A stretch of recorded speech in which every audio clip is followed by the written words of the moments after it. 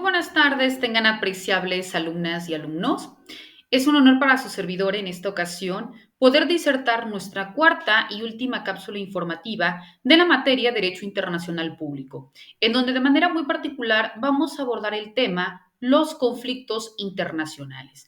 Y para ello, cuando nosotros hacemos referencia a los conflictos internacionales, bueno, es una forma también de denominar a las guerras, ¿no? Ya que cuando hablamos de guerras, bueno, es sinónimo de muerte, ¿no? De lucha, de desplazamiento, de sufrimiento entre personas de distintos países. Actualmente, bueno, vemos que existen numerosos conflictos armados en todo el mundo que si bien es cierto perjudican a millones de personas de diferentes formas, ¿no? Sin embargo, estos conflictos armados que en un momento dado pues tienden a causar, ¿no? Muertes a civiles y exponiendo a quienes logran vivir o sobrevivir a conductas o a comportamientos pues también un tanto traumáticos, a mutilaciones, a torturas, a violaciones, a desapariciones forzadas y a un sinfín de violaciones en materia de derechos humanos, ¿no? Esto trae como consecuencia pues todos aquellos conflictos por no llegar a un punto en particular entre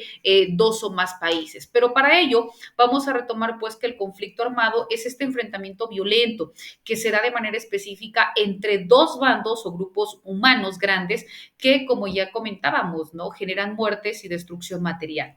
En el derecho internacional humanitario, que también se reconoce por sus siglas DIH, se distinguen dos tipos: el que implica tanto a las partes beligerantes dentro de un solo Estado, es decir, los conflictos armados no internacionales, y el que implica a fuerzas armadas de dos o más estados, estados hablando propiamente como países, y a estos pues se le va a denominar conflictos armados internacionales. Los conflictos armados pues son un escenario en el que pueden producir una serie de abusos de derechos humanos y también de violaciones de derecho internacional humanitario.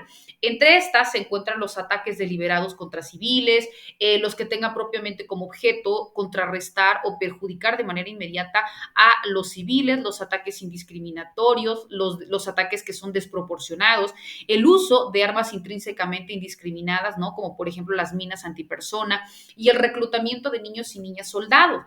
Y por ello, bueno, vemos que si bien es cierto, existen el derecho internacional humanitario, que en donde, si bien es cierto, establece que los conflictos armados se rigen fundamentalmente por el derecho internacional humanitario, que también es conocido como leyes de guerra. Este derecho internacional humanitario se rige por un conjunto de normas que se encuentran debidamente codificadas en tratados o reconocidas por la costumbre, que delimitan en un momento dado el comportamiento aceptable dentro de las partes en conflicto y que también reconoce las violaciones graves del derecho internacional público o el derecho internacional humanitario que constituyen crímenes de guerra, ¿no? Por tanto, su objeto son minimizar el sufrimiento humano y proteger a la protección y a la población civil y también a que ya no participen directamente en las hostilidades como las personas prisioneras de guerra. Por tanto, el derecho internacional humanitario pues exige que las partes en conflicto distingan entre civiles que gozan de protección y combatientes que son los blancos legítimos de ataque, ¿no? Ya que si bien es cierto no se puede atacar de manera genérica a los civiles, aunque puedan morir o resultar heridos si esto ocurre como parte de un ataque proporcionado con un objeto militar. Todas las partes que en un momento se puedan encontrar en conflicto pues deben adoptar medidas para reducir al mínimo los daños a civiles y también a los bienes de carácter civil, como por ejemplo los edificios, los colegios, los hospitales, y deben evitar llevar a cabo ataques en los que no se distingan entre civiles y combatientes o que puedan causar daño desproporcional a la población civil, ¿no? Ya que si bien es cierto, estas violaciones graves de derechos humanos como los crímenes de guerra, el genocidio, los crímenes de lesa humanidad y de agresión, pues pertenecen a una categoría jurídica especial llamada derecho penal internacional, donde todos los estados pues tienen la obligación de juiciar a las personas sobre las que existan sospechas razonables de responsabilidad penal por crímenes de derecho internacional, incluso en virtud del principio de jurisdicción universal, pero pues vemos que muchos no pueden o no están dispuestos a llevar a los responsables ante la justicia.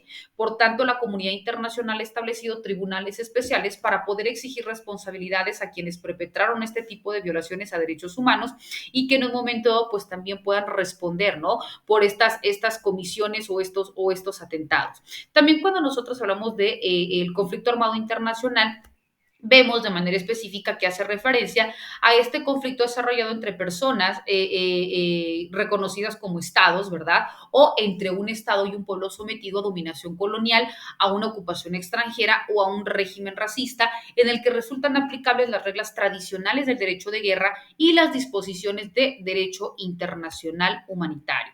También cuando nosotros se dan cuenta que estamos hablando del derecho de guerra, bueno, pues también el derecho internacional público clásico reconoce que existe el derecho de guerra y que en el derecho moderno pues ha sido sustituido por un derecho como tal reconocido legítimamente como derecho de guerra. Las reglas del derecho internacional público de guerra existen, sin embargo, el concepto central de derecho internacional público de la paz es la prohibición de la guerra, pues en vez de que la misma haya estallado, pues se deben tomar precauciones para poder minimizar el sufrimiento que en este sentido pues se produzca, ¿no? Por tanto, el derecho internacional público clásico, repito, determina la existencia del derecho a la guerra, el jus ad bellium, que en el derecho internacional público moderno ha sido sustituido por un derecho de guerra. Por derecho internacional público de guerra se entienden las reglas bajo las cuales deben conducirse las partes que se encuentren en un momento en un conflicto armado.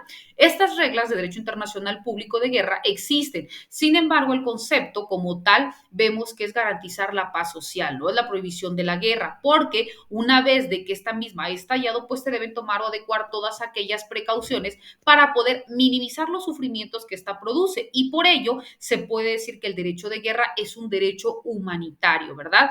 En el derecho internacional público existen dificultades para poder definir el concepto de guerra. Sin embargo, se suele estimar que es la existencia de una sustitución de la paz y es una situación violenta contraria al derecho internacional público que implica el rompimiento de una relación pacífica. Por ello, las normas modernas del derecho internacional público no utilizan el concepto de guerra y en su lugar hacen dos conceptos como propiamente reconocidos, conflictos armados, y esto debido a que este concepto resulta pues más amplio y es capaz de comprender a todo tipo de conflictos en los que se haga uso de la fuerza, debido a que el concepto del estado de guerra queda comprendido al concepto de conflictos armados, ya que si bien se puede decir que hay un concepto de guerra como tal, pero repito, es más acertado hablar de un conflicto de guerra.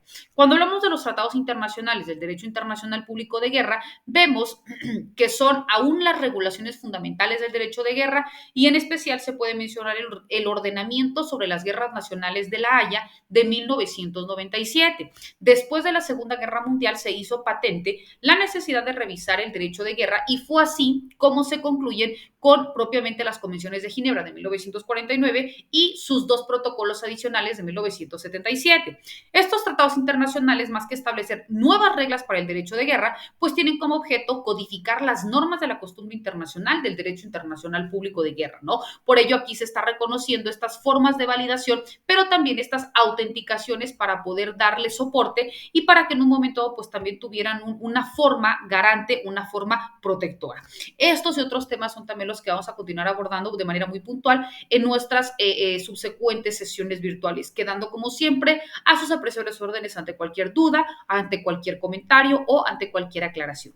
Que tengan excelente tarde. Hasta luego.